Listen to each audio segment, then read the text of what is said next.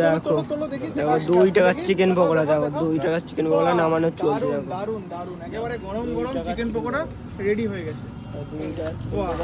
একেবারে পুরো ভর্তি ভর্তি চিকেন একদম।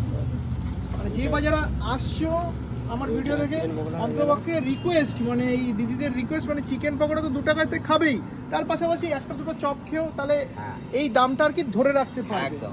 হ্যাঁ, এটা আমি সবাইকে আর কি বলি যাতে আরো 5টা বাচ্চাকে আমি হাসি মুখ রাখতে পারি। বাহ, যেটা ভাঙবে সেটাই চিকেন, যেটা ভাঙবে সেটাতেই চিকেন। আর দেখো যে কোনো ভুলভাল মশলা কিন্তু ইউজ হয় না এই চিকেন পকোড়া।